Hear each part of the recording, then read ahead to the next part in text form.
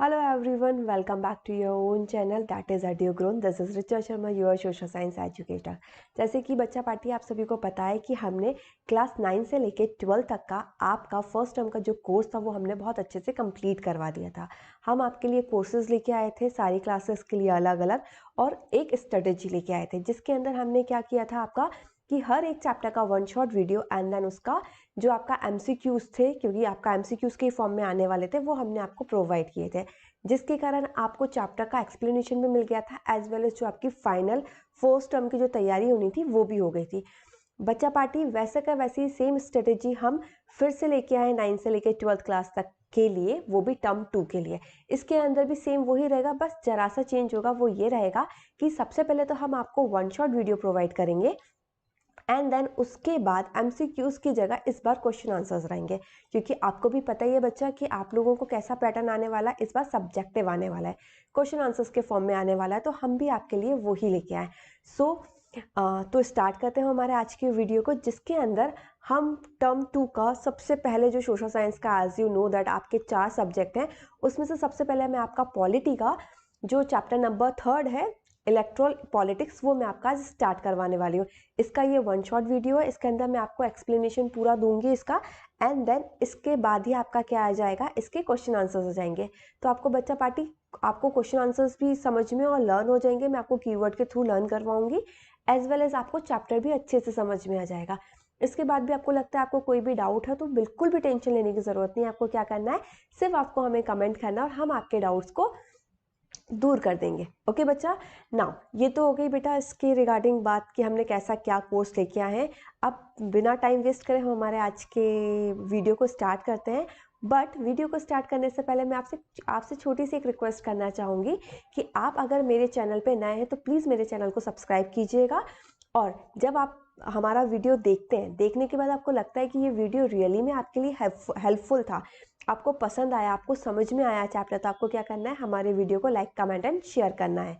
Okay, so let's start our today's video.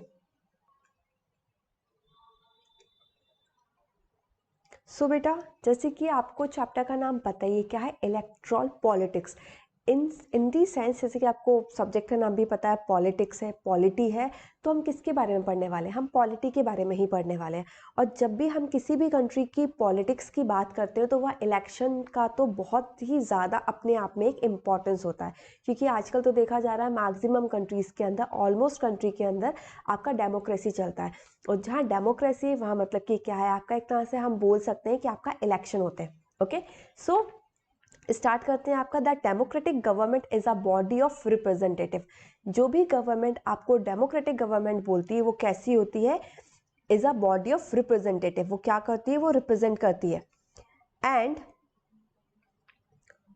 Wait, हाँ जी, इसके बाद these representatives are chosen through a system of regular fair free election.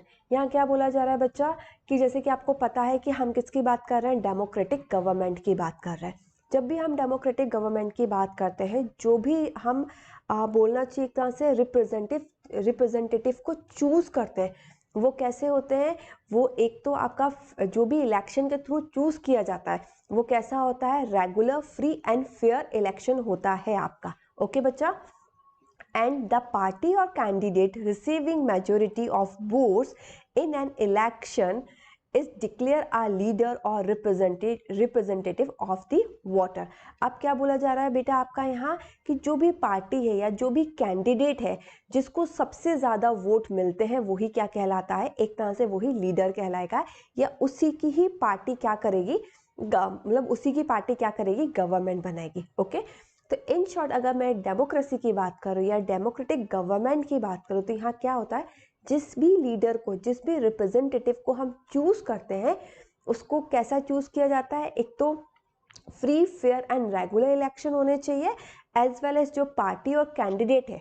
ठीक है, जैसे कि आपको पता है बहुत सारी पार्टी होती है, कांग्रेस है, आम आदमी पार्टी है, बीजेपी है, बहुत सारी पार्टीज होती है, तो सारी पार्टीज मिलके बोलना चाहिए आपका वोटिंग के लिए लड़ती हैं, एंड देन उसके बाद क्या होता है, जिसको भी सबसे ज़्यादा वोट मिलते हैं उसकी क्या बनती है, गवर्नमेंट बनती है। और इसी के बारे में हम सब पढ़ने वाले हैं कि इलेक्शन क्या होता है, कैसे होते हैं, एंड देन किसके लिए क्या एज होनी चाहिए, हर एक चीज़ हम इसके बारे में आज पढ़ेंगे डिटेल में। ओके, सो अब बात आती है आपकी कि इलेक्शन होते क्यों हैं, ठीक है, क्यों होते हैं ये इलेक्शन।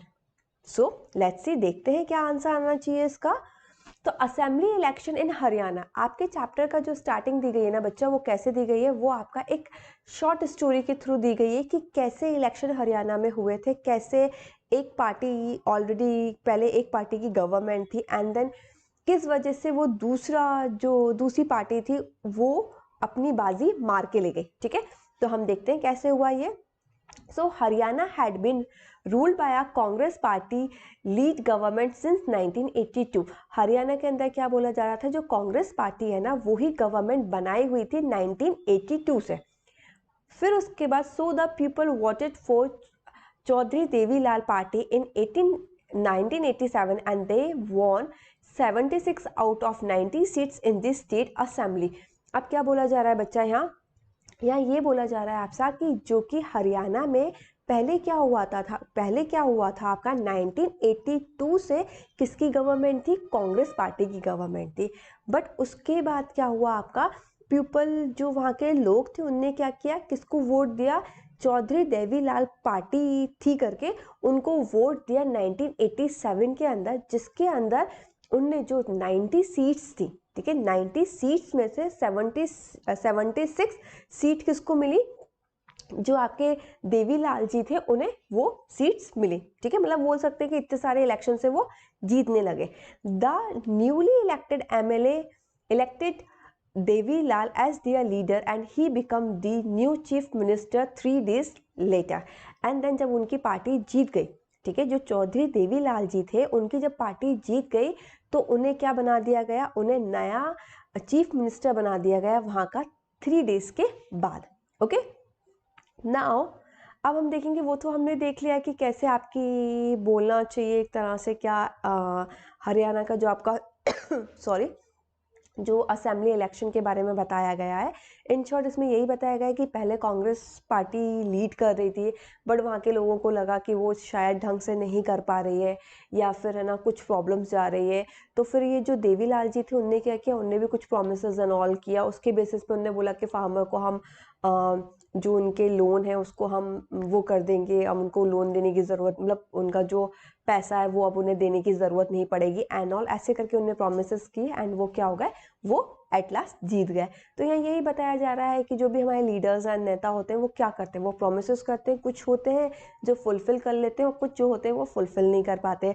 और आजकल की जो बोलना चाहिए लोग हैं वो भी बहुत समझदार है, जब उन्हें लगता है कि ये गवर्नमेंट फुलफिल नहीं कर रही है तो नेक्स्ट टाइम में वो क्या करते हैं, उन्हें वोट नहीं देते हैं और दूसरी पार्टी की गवर्नमेंट बन जाती है। ओके, सो ये तो शॉर्ट स्टोरी थी आपकी, बट अब हम जो हमारा मेन चैप्टर हम उस पर आते हैं, what makes an election democratic. ठीक है, ऐसा क्या है जो इलेक्शन को डेमोक्रेटिक बनाता है।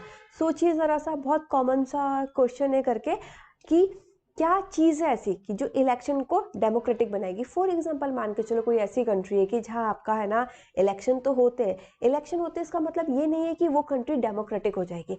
हो सकता है वहाँ इतना सारा मतलब बोलना चाहिए कोई पार्टी ना हो, एक तरह से किसके लिए, लोगों को चूज करने के लिए सिर्फ एक ही कैंडिडेट हो या ज़्यादा कैंडिडेट ना हो, लोगों के पास मतलब अच्छा रिप्रेजेंटेटिव, अच्छा लीडर चूज करने के लिए उनके पास चॉइस ही ना हो, ठीक है, ऑप्शन ही ना हो। तो ऐसी इलेक्शन को क्या हम डेमोक्रेटिक बोलेंगे? नहीं बच्चा, ऐसी इलेक्शन को डेमोक्रेटिक हम नहीं बोलेंगे। तो वही हम पढ़ने वाले हैं कि ऐसी क्या चीज़ें हैं जो आपके इलेक्शन को डेमोक्रेटिक बनाती हैं। Okay, so everyone should have one vote and every vote should have equal value. अब यहाँ क्या बोला जा रहा है आपका, यहाँ ये बोला जा रहा है कि हर एक जना एक वोट दे सकता है ना। जब भी आप देखते होगे कि जब भी आप वोट देने जाते हो तो फिर आपकी फिंगर पे ये जो होता है ना, यहाँ एक ब्लू कलर की स्याही का निशान लगा देते हैं कि जिसके कारण ये कंफर्म हो जाता है कि आप एक बार वोट दे चुके हो तो अब आप दोबारा ना दे पाओ, है ना। तो everyone should have one vote, सबके पास एक वोट देने का अधिकार होता है। कब? जब वो 18 का हो जाता है। एंड देन हर एक वोट की इक्वल वैल्यू होती है। ऐसा नहीं है कि कोई 18 का है तो उसकी वैल्यू कम हो जाएगी, 25 का है तो ज़्यादा हो जाएगी, या फिर अमीर है तो ज़्यादा हो जाएगी, गरीब है तो कम होगा, जेंडर के बेसिस पे एक अनइक्वलिटी देखने को मिलेगी। ऐसा कुछ भी नहीं होता, ठीक है। आप लड़का हो, लड़की हो, या फिर आप किसी भी एज के हो, किसी भी प्रोफेशन के हो, अमीर हो, गरीब हो, कुछ भी हो, कोई फर्क नहीं पड़ता है। सबका वैल्यू जो होती है, सबके वोट की वैल्यू इक्वल बोली गई है यहाँ, okay. And parties and candidate should be free to contest election and should offer some real choice to the voter. और अब क्या बोला जा रहा है बच्चा यहाँ, कि जो भी पार्टीज होती हैं, ठीक है, जो भी पार्टीज है, जो भी कैंडिडेट हैं, should be free to contest election. वो क्या है, वो लोग फ्री है। किसके लिए फ्री है, कि वो अपने हिसाब से क्या कर सकते हैं, लड़ सकते हैं, अपने हिसाब से कैंडिडेट वहां उतार सकते हैं। And should offer some real choice to the voter, जिसके कारण क्या हो सके, लोगों को, जो वोटर्स हैं, उन्हें क्या मिल सके, उन्हें रियल और अच्छी चॉइस मिल सके। ऐसा ना हो कि सिर्फ एक ही पार्टी हो, 2-3 ही कैंडिडेट हो, तो लोगों के पास चॉइस ही ना हो। तो ये सारी चीज़ें यहाँ बोली गई हैं। Now election must be held regularly after every few year. और ये बोला जा रहा है यहाँ कि जो भी आपका इलेक्शन है वो हर कुछ साल में क्या होता रहना चाहिए, रेगुलरली होता रहना चाहिए। जैसे कि हम हमारे यहाँ की बात करें तो हमारे जो भी आपके बोलना चाहिए, हमारी जो गवर्नमेंट होती है आपकी, वो किस हिसाब से रहती है, 5 साल की सरकार रहती है ना।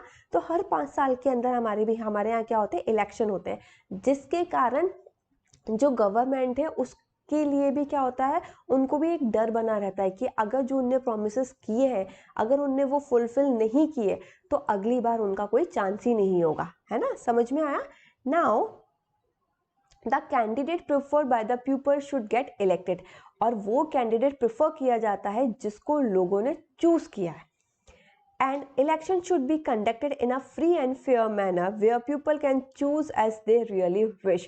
और ये जो भी इलेक्शन कंडक्ट किए जाते हैं वो फ्री एंड फेयर मैनर में किए जाते हैं, जिसके कारण जो लोग बाग जिसको चूज करना चाहते हैं वो रियल में उसको क्या कर पाए, चूज कर पाए, ओके।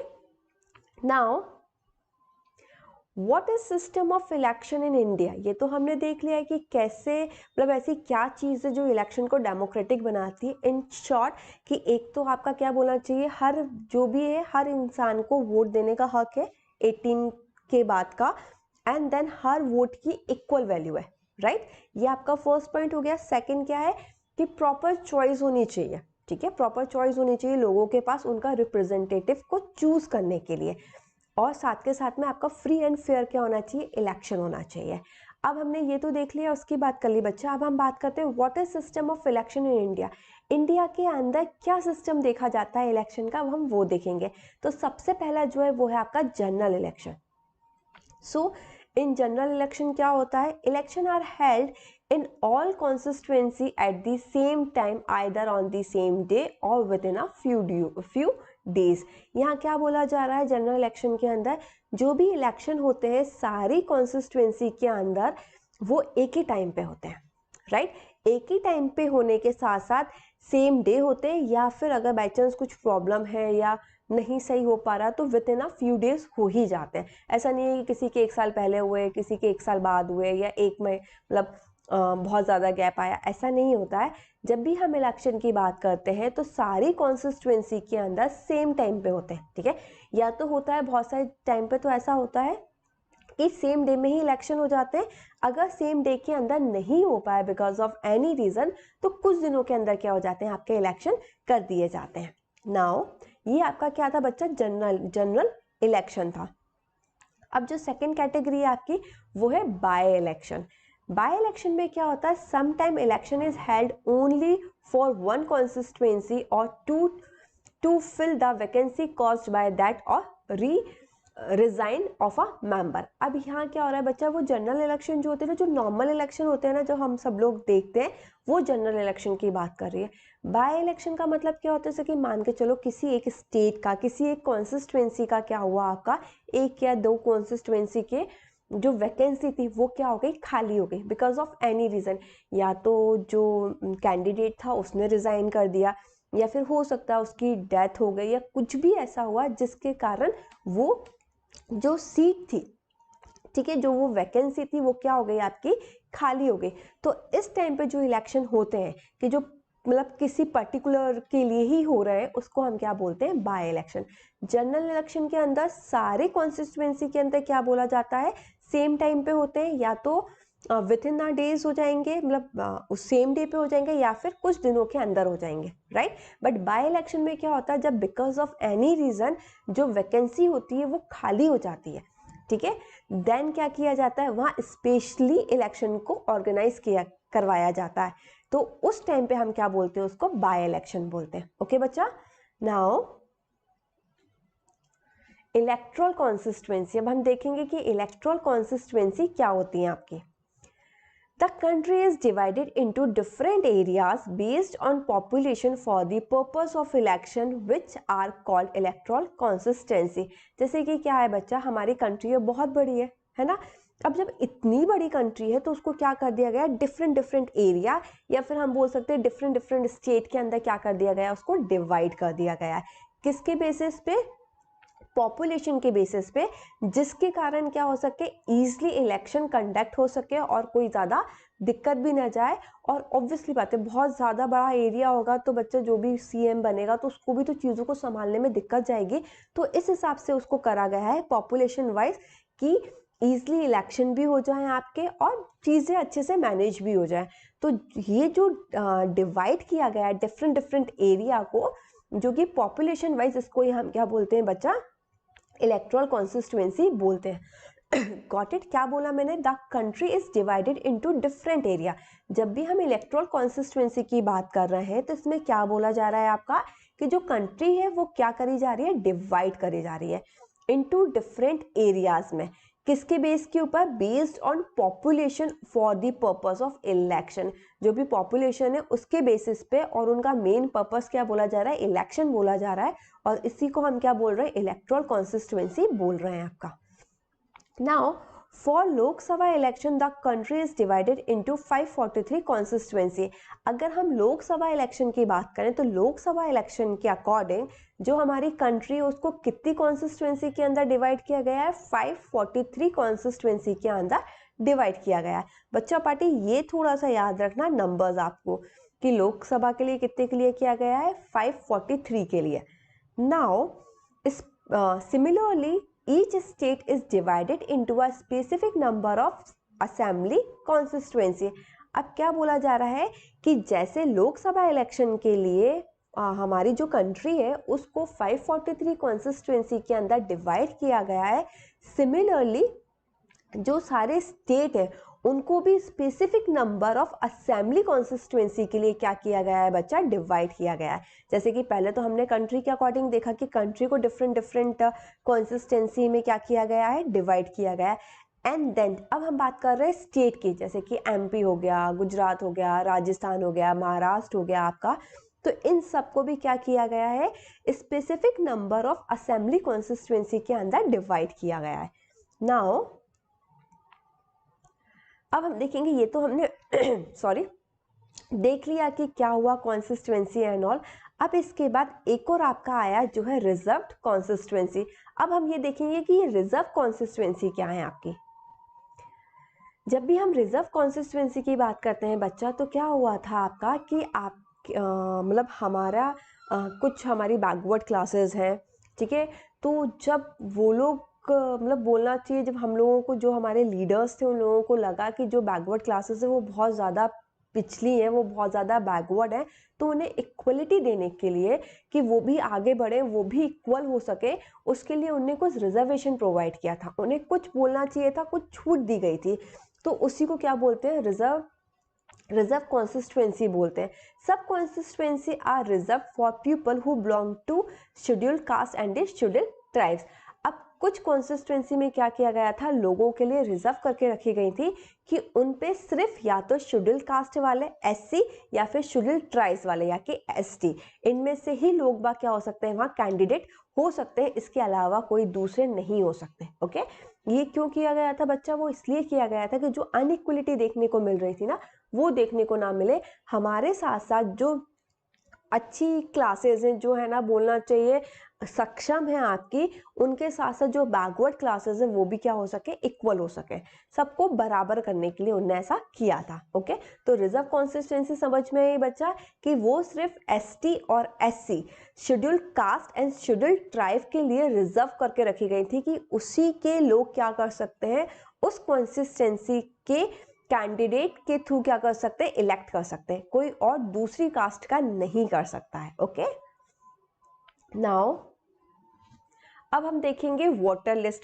अब ऑब्वियसली बात है ना, जब हम बात कर रहे हैं इलेक्शन की, तो वोटर लिस्ट जो होती है वो तो अपने आप में बहुत बड़ा रोल प्ले करती ही है।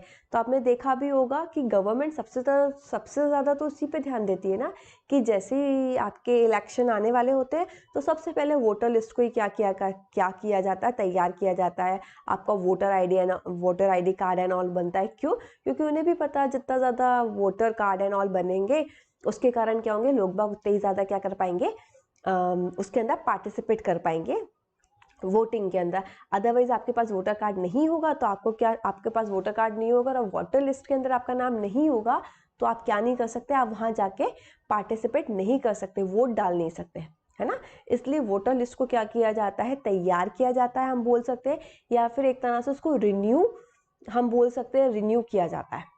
ओके, तो हम देखते हैं इसका proper. The list of the people who are eligible for voting is prepared by the election commission of India before election. क्या बोला जा रहा है, वोटर लिस्ट मतलब कि एक लिस्ट ऑफ पीपल है किनकी, जो लोग एलिजिबल हो गए हैं, ठीक है। क्योंकि ऑब्वियसली बात है हर 5 साल में होते हैं आपके इलेक्शन, तो मतलब सब लोगों का अलग अलग मेंबर्स ऐड होते जाएंगे। तो कुछ है ना मतलब जिनकी डेथ वेथ हो जाती होगी तो वो भी हटते जाते होंगे। तो ये क्या होता रहता है, ऐड एंड रिमूव होता रहता है। तो जिसके थ्रू क्या होता है, हम इसको क्या बोल सकते हैं, आपका वो क्या हो रहा है, आपका रिन्यू हो रही है एक तरह से आपकी। और ये कब किया जाता है, आपका इलेक्शन होने के पहले किया जाता है। करता कौन है बच्चा, इलेक्शन कमीशन ऑफ इंडिया ये काम करती है, ठीक है। कौन करता है, इलेक्शन कमीशन ऑफ इंडिया ये काम करती है। और कब करती है, बिफोर इलेक्शन।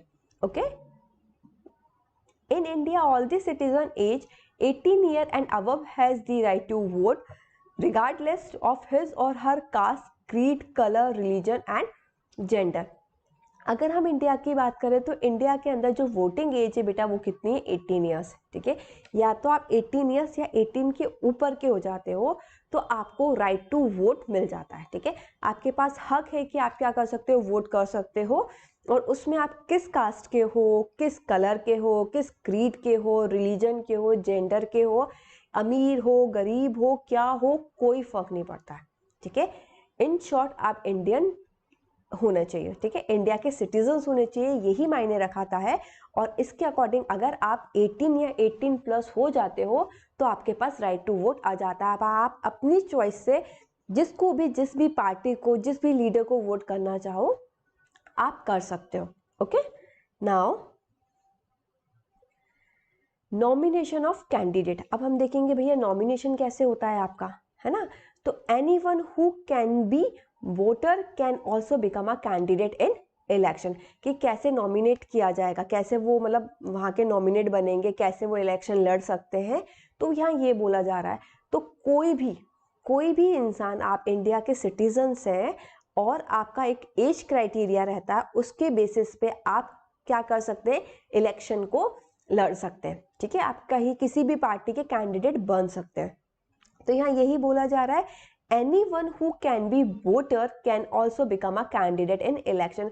कोई भी जो वोटर है, ठीक है, जैसे कि मान के चलो कब जब आपकी 18 एज हो जाएगी आप वोटर हो, कुछ टाइम बाद आपका मन करा 25 साल बाद, 30 साल बाद, या जो एक एज होती है उसके बाद आपका मन करा, तो आप भी चाहो तो क्या बन सकते हो, आप भी कैंडिडेट बन सकते हो इलेक्शन के। Okay, now however minimum age of in order to be candidate the minimum age is 25 years। और इसकी जो मिनिमम एज है वो कितनी है बच्चा, 25 years। जैसे कि आपका वोट डालने की जो एज है वो कितनी, 18 है ना, वैसे ही आपके अगर आपको कैंडिडेट बनना है, आपको इलेक्शन लड़ना है, तो उसके लिए आपकी एज कितनी होनी चाहिए, 25 years होनी चाहिए।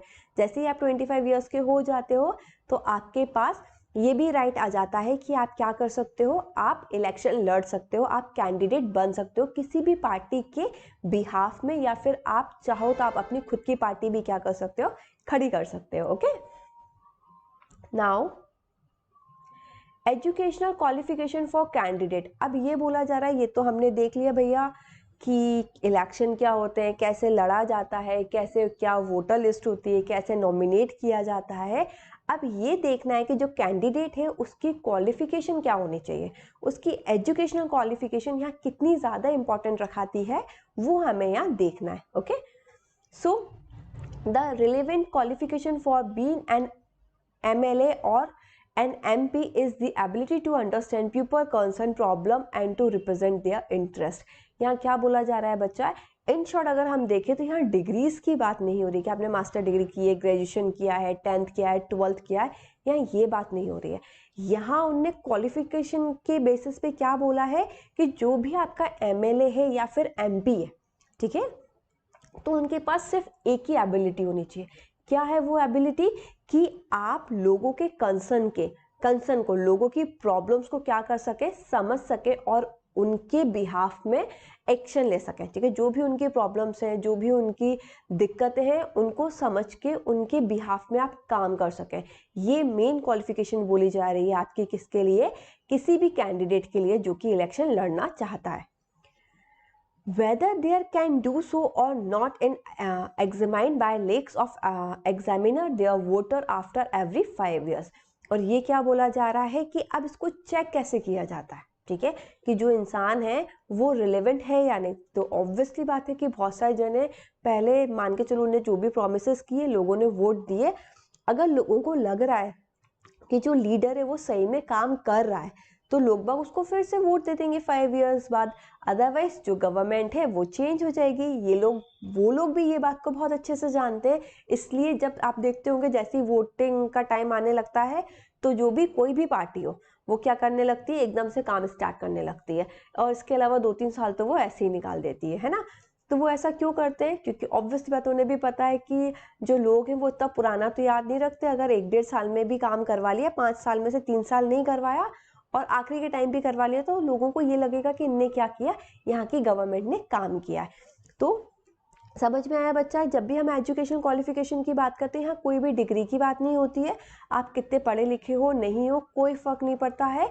मेन चीज़ आपके अंदर एक तो ये क्वालिटी होनी चाहिए कि आप क्या कर सको, लोगों की प्रॉब्लम को सुन सको, समझ सको, उसको हैंडल कर सको, उसको सॉल्व कर सको। ये अगर आपके अंदर क्वालिटी है तो आप क्या कर सकते हो, आप इजीली लीडर बन सकते हो। और साथ के साथ में उसको चेक कैसे किया जाएगा, ऑब्वियसली बात है, जब आपको एक बार वोटिंग मिल गई है, आपको वोट मिल गए, आपकी गवर्नमेंट बन गई है, अगर आपने काम किया तो देन उसके बाद भी आपकी गवर्नमेंट बनेगी। अदरवाइज जो लोग हैं वो आपको फिर वोट नहीं देंगे। राइट नाउ अब हम देखेंगे इलेक्शन कैंपेन, कि ये इलेक्शन कैंपेन क्या होता है आपका। सो जब भी हम इलेक्शन कैंपेन की बात करते हैं, it means the campaign take place for a 2-week period between the announcement of the final list of the candidate and the date of polling. ठीक है, अब यहाँ क्या बोला जा रहा है, कैंपेन क्या होता है बेटा, एक तरह से आपने देखा होगा ना कि लोग बाग रैली निकालते हैं, अपनी अपनी पार्टी के बारे में बताते हैं, उनका जो भी स्लोगन बनता है उसको बोलते हैं, दूसरी पार्टियों की बुराई करते हैं, अपने काम गिनवाते हैं, इन शॉर्ट अपनी तारीफ करने में लगा देते हैं और प्रोमिसेस एंड ऑल करते हैं। इसको हम क्या बोलते हैं, इलेक्शन कैंपेन बोलते हैं। ठीक है, आपने देखा होगा रैली निकलती है एंड ऑल, तो उसको हम क्या बोला जाता है, आपका इलेक्शन कैंपेन बोला जाता है। ये कब होता है आपका, 2 वीक, जो 2 वीक का आपका समय होता है ना, किससे लेके जो भी अनाउंसमेंट होता है फाइनल लिस्ट का और डेट ऑफ पोलिंग तक। ठीक है, जो भी पोलिंग होने वाली होती है तब से लेके announcement of the final list होती है ना, उसके बीच का जो 2 वीक का टाइम होता है ना, इस बीच में आपका क्या किया जाता है, इलेक्शन कैंपेन किया जाता है। अब हम देखेंगे polling and counting of votes. अब हमने ये देख लिया भैया कि कैसे लोग बाग कैंडिडेट बन सकते हैं, कैसे वो लड़ सकते हैं, या लोग बाग कैसे वोट दे सकते हैं, ये सारी चीज़ें हमने देख ली। अब बात आती है आपकी कि कैसे काउंट किया जाता है वोट को, कैसे देखा जाता है कि कौन जीतने वाला है कौन नहीं जीतने वाला, तो वो हम इसके अंदर देखेंगे। सॉरी, द वोटर कास्ट और poll their votes in a nearby polling booth on the election day. अब क्या होता है, जो भी वोटर है उसके पास में कौन सा कास्ट बोल लो या पोल बोल लो करके वो होता है, जो आपका वहां जाके क्या कर सकते हैं, जो भी उनका नियर बाय पोलिंग बूथ होता है वहां जाके वो क्या कर सकते हैं, उस इलेक्शन वाले दिन वहां जाके क्या करके आ सकते हैं, वोट डाल के आ सकते हैं। ठीक है, तो सबसे पहला काम तो क्या होगा, जो वोटर होंगे वो क्या करेंगे, जो भी उनका नियर बाय पोलिंग बूथ होगा वहां उनका नाम होता है, उसके अकॉर्डिंग वो क्या करके आ सकते हैं, वहां जाके वो आपका वोट डाल के आ सकते हैं। ठीक है, आपको एक क्रमांक दिया जाता है, आपका वोट क्रमांक होता है आपके एरिया वाइज, उसके अकॉर्डिंग ये होता है बच्चा। ठीक है, and then the counting of vote are displayed all over media and within a few hour result are declared and a new government is formed। and then उसके बाद क्या होता है, आपकी वोट काउंटिंग होना स्टार्ट हो जाता है। ठीक है, जो भी वोट आपका काउंटिंग होना स्टार्ट होता है आपका, तो बच्चा आपने देखा होगा कि आपका है ना मीडिया के थ्रू टीवी चैनल इन सब पे भी दिखाया जाता है कि ये 53 सीट से यहाँ आगे चल रहे हैं, वो 23 सीट से आगे चल रहे हैं, वो 4 वोट से पीछे, सीट से पीछे चल रहे हैं। तो ये सारी चीजें क्या की जाती हैं, आपकी टीवी स्क्रीन पे भी दिखाई जाती हैं। एंड देन उसके बाद कुछ टाइम बाद जब वोटिंग आपकी कंप्लीट हो जाती है तो कुछ टाइम बाद क्या जाता है, आपका रिजल्ट आ जाता है फाइनली, और फिर उस जो इसकी मेजोरिटी होती है, जिसको ज्यादा वोट मिलते हैं उसकी क्या हो जाती है, गवर्नमेंट फॉर्म हो जाती है। ओके, नाउ अब हम देखेंगे what make election in India democratic. ठीक है, अब क्या बोला जा रहा है आपका कि क्या ऐसा क्या है जो इंडिया के अंदर मतलब जो है ना इलेक्शन को क्या बना रहा है, डेमोक्रेटिक बना रहा है बच्चा। यहाँ हम देखेंगे जिसके अंदर जो मैंने आपको उस टाइम पे बताया था डेमोक्रेटिक बना रहा है इलेक्शन को, वो हमने क्या बताया था, फ्री फेयर इलेक्शन होने चाहिए आपके, एज वेल एज चॉइस मिलनी चाहिए लोगों को, ये सारी चीजें। अब यहाँ हमें किसकी बात कर रहे हैं, हम यहाँ बात कर रहे हैं इलेक्शन कमीशन की। ठीक है, जो भी इलेक्शन कमीशन है वो क्या बोला जा रहा है, इंडिपेंडेंट है। ठीक है, क्योंकि जब वो इंडिपेंडेंट होगी तभी तो फ्री एंड फेयर इलेक्शन होगा, राइट। तो इसका फर्स्ट पॉइंट क्या है आपका, इंडिपेंडेंट इलेक्शन कमीशन, जिसके अंदर आपका बोला जा रहा है in India election are conducted by an independent and very powerful election commission which enjoy the same kind of independence that the judiciary enjoy.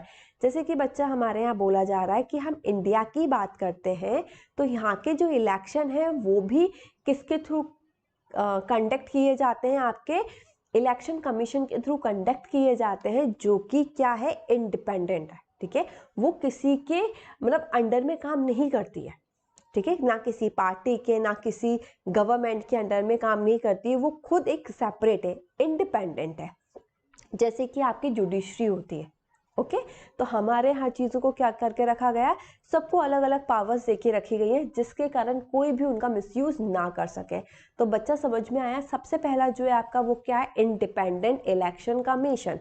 अगर आपका इलेक्शन कमीशन जो कि आपका इलेक्शन हेल्ड करवा रहा है, ठीक है, जो कि इलेक्शन के रिगार्डिंग सारी रिस्पॉन्सिबिलिटी देख रहा है आपका कि कैसे इलेक्शन होने चाहिए, कोई भी अनफेयरनेस ना हो जाए आपका, ठीक है, मतलब किसी के साथ कुछ गलत ना हो करके जो जिसको वोट मिल रहे हैं वैसे ही काउंटिंग हो, ये सारी चीजों को जो हैंडल करती है वो कौन करती है, इलेक्शन कमीशन करती है, जो कि इंडिपेंडेंट है, वो किसी के ऊपर डिपेंड नहीं है। कोई भी पार्टी कोई भी चीज उसको क्या नहीं कर सकती, अपने अकॉर्डिंग नहीं चला सकती है, जो सही है वही चीज वो क्या करती है। अदरवाइज उसको लगता है कि किसी पार्टी ने मिसयूज किया है या किसी कैंडिडेट ने उसकी जो भी उनके रूल्स रेगुलेशन होते हैं उसको फुलफिल नहीं किए, तो उनको क्या कर दिया जाता है, उनको अनवैलिड कर दिया जाता है। ठीक है, मतलब कि वो अब क्या नहीं कर सकते, इलेक्शन नहीं लड़ सकते, ऐसा हो जाता है। Okay, now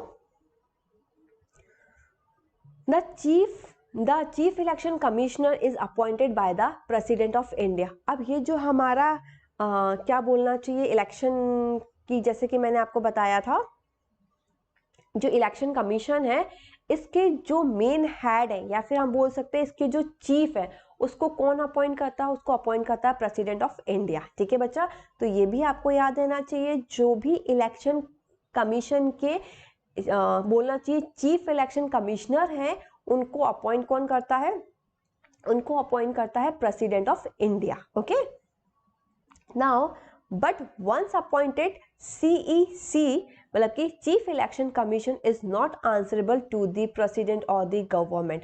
that is a different thing कि अपॉइंट कौन करता है, आपका प्रेसिडेंट अपॉइंट करता है, लेकिन जब उनको एक बार अपॉइंट कर लिया जाता है तो ये जो आपके चीफ हैं वो प्रेसिडेंट या फिर गवर्नमेंट के लिए आंसरेबल नहीं होते। ठीक है, उन्हें किसी भी चीज़ को उनको है ना एक्सप्लेन करने की ज़रूरत नहीं होती है। ठीक है, ऐसा नहीं है कि वो पूछे तभी तो बोला जा रहा है ये क्या इंडिपेंडेंट है, कि उन्हें किसी भी चीज़ को कोई एक्सप्लेनेशन देने की नीड नहीं होती है, बस एक बार वो क्या हो जाए, अपॉइंट हो जाए।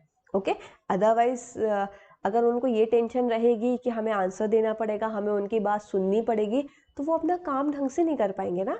तो इन्हीं सारी चीज़ों को ध्यान में रखते हुए जो भी हमारे लीडर्स एंड ऑल थे, उनने हमारा जो कॉन्स्टिट्यूशन बनाया था वो इन्हीं सारी चीज़ों को ध्यान में रख के बनाया गया था। ओके,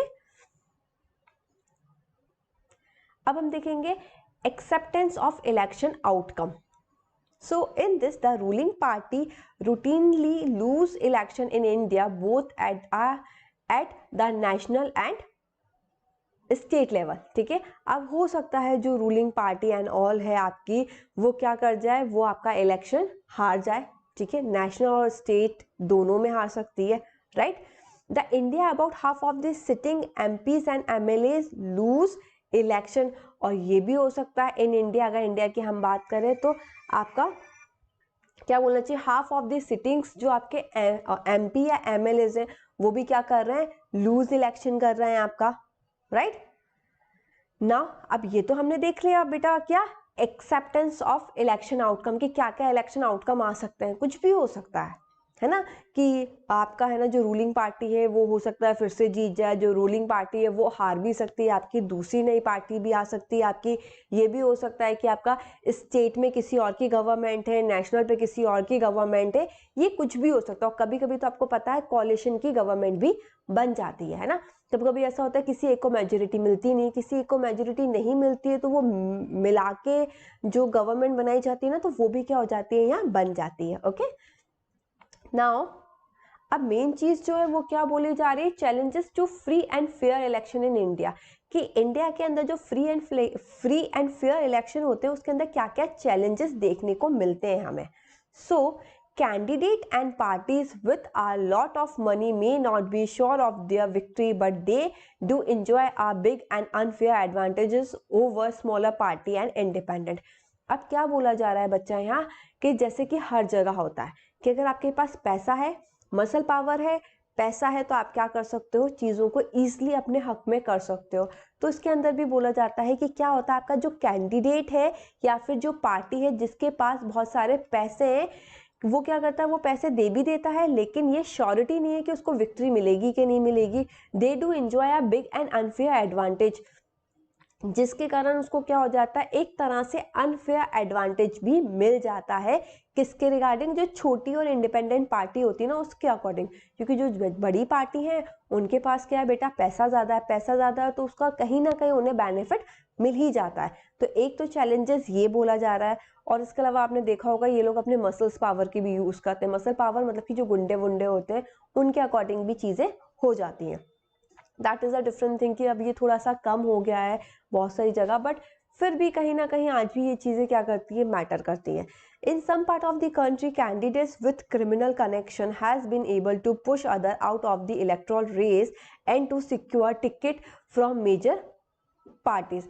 और क्या होता है, जो हमारे कंट्री के कुछ पार्ट में क्या होता है आपका, जिनका कुछ लोगों का जैसे कि मैंने आपको बताया था क्रिमिनल कनेक्शन एंड ऑल होता है, और उसके बाद भी उनको क्या दे दिया जाता है, टिकट प्रोवाइड कर दिया जाता है। तो ये चीज़ गलत है, थोड़ा सा ध्यान देना चाहिए कि अगर आपका कोई भी क्रिमिनल रिकॉर्ड रहा है या फिर आज जेल जाके आए हो तो आपको टिकट नहीं देना चाहिए। बट आज भी हमारे यहाँ चलता है कि हमारा इन सारी चीज़ों पे ध्यान नहीं दिया जाता है। एंड अकॉर्डिंग टू मी, अगर मैं अपना पॉइंट ऑफ व्यू रखूँ तो मेरे हिसाब से उनको पढ़ा लिखा होना भी, मतलब एक मेरे हिसाब से एक क्वालिफिकेशन होनी चाहिए, क्योंकि अगर आपके पास थोड़ी सी पढ़ाई लिखाई भी होती है ना, आप पढ़े लिखे होते हो, एजुकेटेड होते हो, तो आपका थोड़ा सा सोचने का तरीका क्या हो जाता है, चेंज हो जाता है ना। ये तो खैर मेरा पॉइंट ऑफ व्यू था, बट अब हमारे यहाँ नहीं लगता तो वो लोग नहीं करते हैं। Some families tend to dominate political parties, ticket are distributed to relative from these families. अब क्या होता है, कुछ फैमिलीज ऐसी हैं जो क्या करके रखती हैं, पॉलिटिकल पार्टी को डोमिनेट करके रखती हैं। डोमिनेट करके रखती है मतलब कि नहीं देखा जाता कि पहले दादा पापा और भतीजा और है ना क्या बोलते हैं सारी फैमिली ही उन मतलब उसी पार्टी की आती जाएगी और उनको ही टिकट मिलते जाएंगे। जो बाहर का कोई कैंडिडेट है उनको इतना ज़्यादा रिस्पॉन्स नहीं दिया जाता है। तो ये चीज़ भी क्या होती है, एक तरह से गलत है। भैया आप आ रहे हो ठीक है, अच्छी बात है, लेकिन जो दूसरे कैंडिडेट है उन्हें भी तो आप मौका दो, है ना। अगर आप कैंडिडेट को मौका ही नहीं दोगे तो कैसे काम चलेगा, राइट। तो यहाँ ये भी बहुत सी जगह देखा जाता है कि वो अपने रिलेटिव्स को ही क्या करते रहते हैं, टिकट को डिस्ट्रीब्यूट करते रहते हैं। Very often election offer little choice to ordinary citizen for both the major parties are quite similar to each other both in policy and practices। और क्या बोला जा रहा है, एक तरह से ये भी बोला जा रहा है आपका जो ऑर्डिनरी सिटीजन है उनको कम चॉइस मिलती है एक तरह से। और क्या होता है कि और साथ के साथ में ये भी बोला जा रहा है कि जो भी उनकी पॉलिसीज प्रैक्टिस एंड ऑल वो सब क्या होती हैं, सेम ही होती हैं, किसी के अंदर बहुत ज़्यादा डिफरेंस देखने को नहीं मिलता है। तो इसलिए बोला जाता है कि एक तरह से प्रॉपर चॉइस नहीं मिल रही है, प्रॉपर चॉइस मिल भी रही है तो वो कम मिल रही है ऑर्डिनरी सिटीजन्स को। Smaller parties and independent candidate suffer a huge disadvantage compare to the bigger parties. इसके अलावा क्या बोला जा रहा है आपका, जो छोटी पार्टीज होती हैं, जो इंडिपेंडेंट कैंडिडेट है, उनको एक तरह से बहुत बड़ा डिसएडवांटेज होता है, उनको बहुत ज़्यादा प्रॉब्लम फेस करनी पड़ती कंपैरिजन टू बिग पार्टी।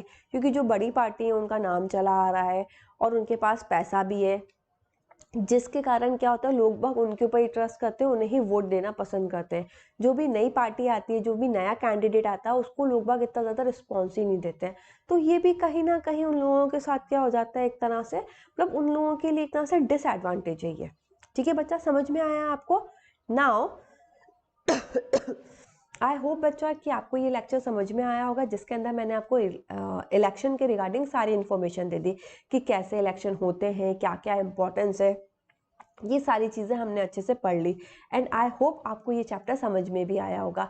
अगर आपको लगता है कि इसके बाद भी आपको कोई भी डाउट है, ठीक है, कोई भी डाउट है किसी भी चीज़ में, आपको लग रहा है कि आपको ये चीज़ समझ में नहीं आ रही है, तो कोई बात नहीं, आप मुझे कमेंट कीजिए, मैं आपके जो भी डाउट्स होंगे वो क्लियर करूँगी। सो बाय बाय, टेक केयर, मिलते हैं हमारे नेक्स्ट लेक्चर के अंदर, जिसके अंदर मैं आपका इसी चैप्टर के रिगार्डिंग क्वेश्चन आंसर्स लेके आने वाली हूँ। तब तक आप इसको रिवाइज कीजिए और मेरे उस वाले बोलना चाहिए वीडियो का वेट कीजिए। सो बाय बाय, टेक केयर। जाने से पहले बस मैं आपसे एक छोटी सी रिक्वेस्ट करना चाहूँगी कि अगर आप मेरे चैनल पे नए हैं तो प्लीज़ मेरे चैनल को सब्सक्राइब कीजिएगा, साथ के साथ में प्रेस कीजिएगा बेल आइकन को, जिसके कारण आपको पहले से नोटिफिकेशन मिल जाए हमारे वीडियो का। एंड देन जब भी वो आप हमारी वीडियो देखें, तो देखने के बाद आपको लगता है कि ये वीडियो आपके लिए हेल्पफुल थी, आपके लिए काम आई, यूजफुल रही, तो आपको क्या करना है, हमारी वीडियो को लाइक कमेंट एंड शेयर करना है। सो बाय बाय, टेक केयर।